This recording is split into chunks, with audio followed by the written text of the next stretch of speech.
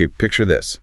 A woman, totally broke, actually terrified of even leaving her house, packing lunches just to scrape by. Right. And then, fast forward about 30 years, that same woman who started with maybe $200, she's now worth an estimated $14 million as of, July 2025. It's quite the paradox. Exactly. And that's what we're here to unpack today. We're doing a deep dive into Paula Deen, the butter queen of America, culinary icon, all of that. Mm-hmm. Our mission, really, is to figure out how someone with no formal cooking background, zero business training, who then faced this absolutely career-ending scandal. Yeah. How did she build, lose, and then somehow rebuild an empire, basically, from her kitchen? Yeah, and it's really so much more than just a food story, isn't it? It's a deep dive into fear, failure, and just fierce reinvention. The core question we want to explore for you listening is pretty straightforward. What did she do that millions of others, didn't? We've got some great material to work from for this, a really fascinating video, detailed notes.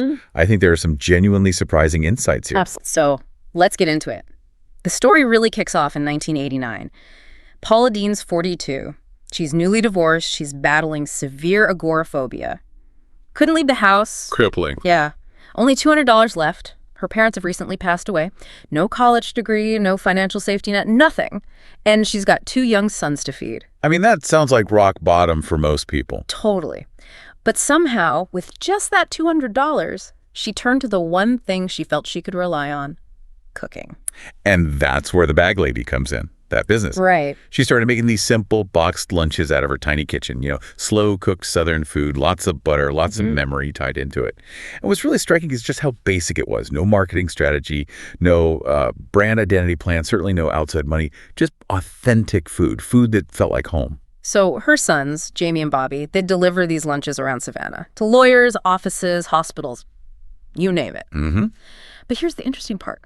Why did people keep ordering? What do you think she was really selling? Because it clearly wasn't just sandwiches. No, exactly. It wasn't just about grabbing a quick lunch. People were responding to something else. It was nostalgia, maybe, warmth, a feeling of, safety. Yeah. Paula wasn't just selling chicken and dumplings. She was selling this feeling of, emotional restoration.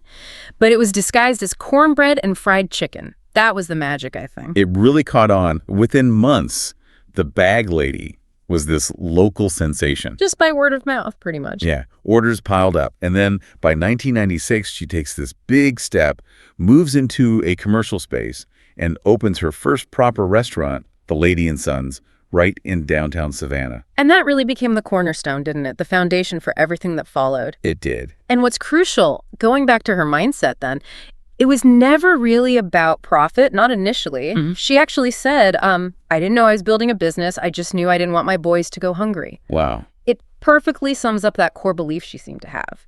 If you offer something real, something from the heart, the money, well, it'll follow. So that whole first phase, it was just pure survival instinct. Survival, absolutely. Heart. And this maybe unconscious belief that people crave genuine care, maybe even more than just convenience, it grew totally organically from that connection. That's amazing. From the bag lady, literally handing out lunches in paper bags, to opening The Lady and Sons in 96. That's a huge leap. Massive. Especially given, as you said, no formal training, no investors backing her. What do you think were the biggest risks she took there? And what was her secret weapon? Oh, it was definitely a huge gamble. She had none of the usual advantages, no culinary degree, no deep pockets, no PR machine. But her advantage, it was that incredibly loyal local following she'd built up, not through ads, but through shared memories connected to her food. That emotional connection again. Exactly. And the restaurant, it didn't take long for it to get national attention, not just from food critics, interestingly, but from regular travelers looking for that authentic Southern home cooking experience. All right, wasn't it USA Today? Yeah. In 1999, USA Today named it one of the top 10 local restaurants in the country. That was big. And then she self-published a cookbook that same year. And then came the Food Network in 2002, Paula's Home Cooking. That feels like the moment everything changed, scale-wise. It really was. Culinary TV was kind of shifting then, wasn't it? It was becoming less about super precise French techniques and more about personality, relatability. Definitely. So what was it about Paula? Why did she connect so instantly? Well, she just felt like Like the kitchen grandmother America didn't know it needed, maybe. Yeah. You know, that thick Southern accent, the absolute refusal to apologize for butter. Oh, the butter. Right, and just this magnetic, down-to-earth charm. People weren't just tuning in to learn how to fry chicken. They were tuning in for the feeling, that family vibe. It was comfort television. But once that show hit, her brand just seemed to explode everywhere. It really did.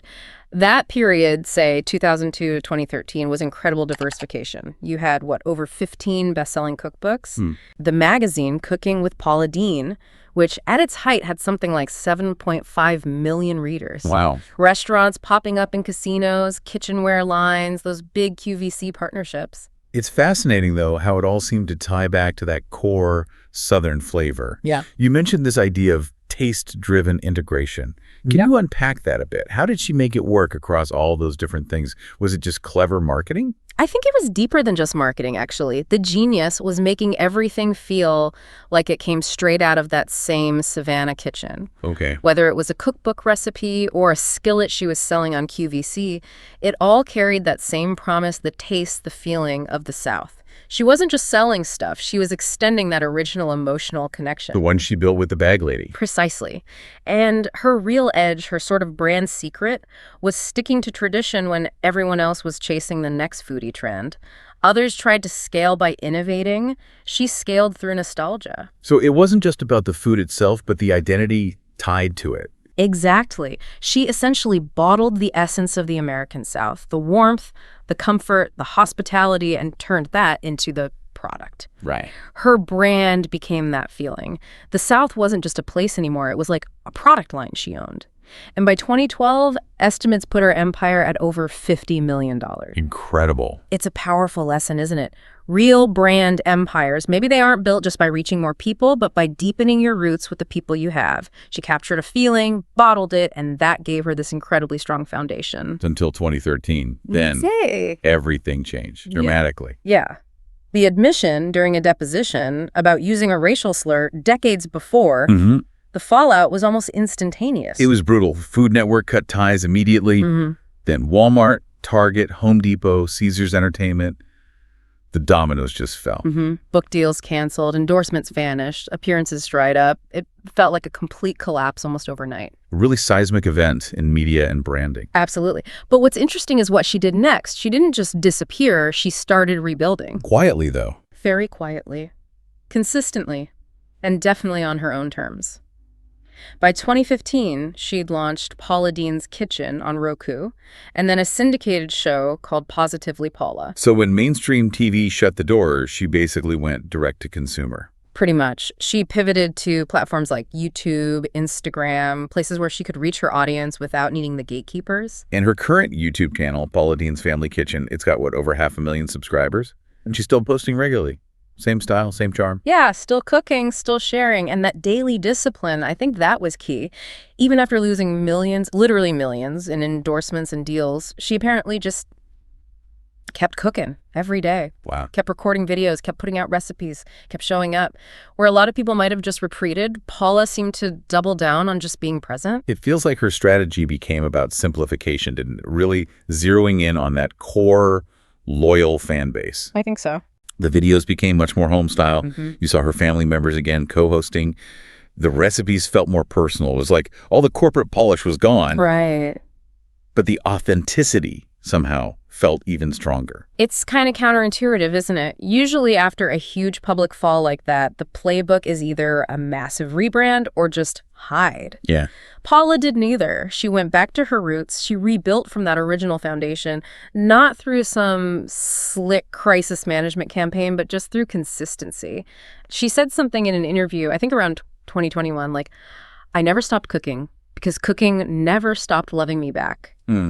That really speaks to that core habit, maybe, focusing on the ritual, the work itself, rather than just reacting to the crisis. Ritual overreaction.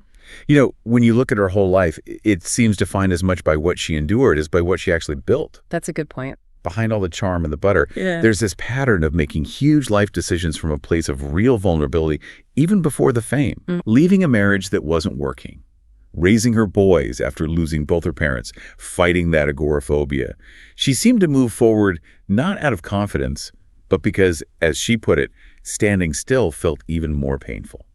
And that 2013 controversy, it feels like the ultimate test of that underlying philosophy, doesn't it? The backlash was so intense, so fast. One of the fastest falls from grace, people said. Yeah.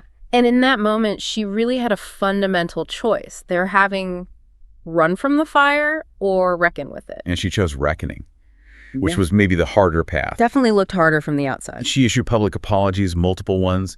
She cried on national TV. She admitted fault.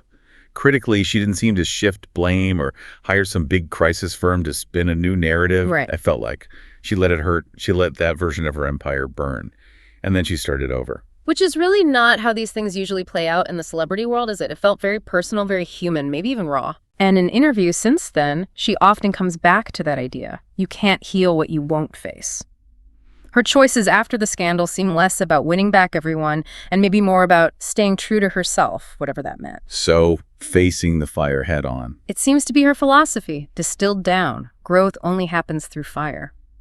Maybe she rebuilt because she was willing to actually stand in the ashes of the first version. Simple, but pretty rare. It raises the question of relevance, doesn't it? Mm. In media, fame often has a shelf life. Trends change, audiences move on. How did Paula Deen manage to keep a hold on her influence, especially after everything? Well, a big part of it has to be that loyal audience we talked about. The core group. Yeah, the core group. These weren't just casual viewers. These were people who'd been cooking her recipes for years, maybe decades. People who saw something of themselves, maybe their own families, in her style. That kind of loyalty isn't built overnight with a viral video. Right, it's not built on hashtag. No, it's built on years, decades even, of what you might call emotional deposits, that shared history. And Paula seemed to really understand that connection. Her strategy shifted, didn't it? While other food brands were maybe chasing expansion or the next big trend, she doubled down on intimacy. Exactly. Her digital content, the YouTube videos, they weren't trying to be slick food porn like you see everywhere else. No high-gloss production. Not at all. It was mostly just her, in her own kitchen at home. No fancy studio lights, no scripts really, just Paula, a cutting board, and that same Southern drawl. And that choice to not overproduce, what effect did that have? Well, it wasn't just nostalgia, I don't think. It felt like a deliberate strategy. By refusing to overcurate, especially in today's super polished digital world, she made her presence feel, well, more authentic, more real. More trustworthy, maybe. Perhaps. In doing that, she solidified the trust with the audience that remained. She built something that's actually quite hard for marketers to achieve. Loyalty that lasts beyond the hype cycle. It's interesting, though, that idea of authenticity. Because for some people, after the 2013 controversy, that perceived authenticity might have been harder to accept, right? How did that tension play out? That's a really crucial point. And you're right, for her dedicated base, seeing her raw and unvarnished after the scandal probably reinforced their view of her as honest, resilient. It might have even strengthened their bond. Okay. But for others, yeah, it might have been impossible to reconcile that authenticity with the past actions. So what we saw, I think, is that she made a choice. She focused on the audience that did stay, the ones who valued that down-home connection above everything else. She knew her core, and she catered to them. And even beyond her direct audience, she's still somehow a cultural reference point for Southern cooking, isn't she? She absolutely is. You say Southern cooking, and her name often still comes up. You still see her products in stores. Her restaurants, particularly the flagship ones, still draw huge crowds. So even when those big corporate deals were gone, the footprint remained. The physical footprint of the restaurants, the cookbooks on people's shelves, and that sort of emotional footprint in people's minds about what Southern food feels like. So she didn't just build a company. No, she built a flavor, a feeling, and managed to embed it deeply into America's culinary memory. And maybe that's what long-term influence really looks like. It's not about constantly chasing the spotlight, but about consistently returning to your essence, staying in the game by perhaps speaking truer to your core. Okay, let's circle back to that crisis moment, because it's central to this story of rebuilding. Every big success story seems to have that chapter, the one that threatens to undo everything. Mm-hmm. For Paula Deen, it came down to words used decades ago, revealed in that deposition. And the fallout in 2013, as we said, was incredibly fast and severe. It felt like the empire wasn't just shrinking, it was genuinely collapsing. It did look that way from the outside. Sponsors fled, the media turned. It was a firestorm. But her long game, as it turned out, wasn't solely reliant on those big partnerships. You made a point earlier about ownership. Yes, and I think that's absolutely critical here. While the endorsements vanished, Paula Deen still owned significant assets. She owned real estate. She owned her flagship restaurants. She owned the rights to her hugely successful cookbooks. Ah, okay. And crucially, she still had that direct line to her audience built over years, independent of the networks or retailers, so her brand wasn't entirely rented space on someone else's platform. Key parts of it were owned outright. That was her safety net, whether she planned it that way or not. So when she launched Paula Deen Ventures in 2014, reportedly with private funding, she was building on assets she already controlled. Exactly. She could rebuild on her own terms. She pivoted heavily to digital, focused on direct retail through her website, and diversified revenue streams, things like cruise partnerships, online subscription cooking clubs, more localized restaurant concepts. How vital was that ownership piece to making that comeback possible? Oh, I think it was fundamental. It allowed her to become, effectively, a media entrepreneur operating outside the mainstream gatekeepers. She might not be back on the Food Network, but the reality is she doesn't need to be anymore. Right. Her estimated net worth is still substantial, around $14 million. The restaurants that remain are reportedly profitable. Her YouTube channel is active and engaged. She's not dominating headlines the way she once did, but she has achieved something maybe even rarer today: longevity. Especially in the age of cancel culture. A rare feat indeed. And it really shows us something important about building resilient businesses, doesn't it? An empire isn't just about how high you build it at the peak. It's about what remains standing when the storm hits, when everything else burns down. Owning the core matters. There really is a reason Paula Deen's story still resonates in 2025. And like you said, it's not really just about the butter or the cookbooks or even the $14 million. No. It feels like her journey holds up a mirror, maybe, to anyone who's ever tried to build something from scratch and then maybe had to face the prospect of building it all over again. Yeah, she didn't start with advantages, no wealth, no fancy credentials, certainly not groomed for TV fame. What she seemed to possess was just hunger. A literal hunger at first. Right, a literal hunger to feed her kids, but also this deeper emotional hunger, maybe to heal from her own fears, to create something good out of a difficult past. That hunger seemed to be her driving force. And then, when it all came crashing down... She didn't run. She went back to the stove, back to the kitchen, back to the things she knew. It's a powerful image. And maybe Paula Deen's story reminds us that resilience, it isn't about pretending the hits didn't hurt. It's about refusing to let that hurt write your final chapter. Mm-hmm. She faced immense public shame, no doubt personal regret, professional exile. But she just kept cooking. She kept showing up.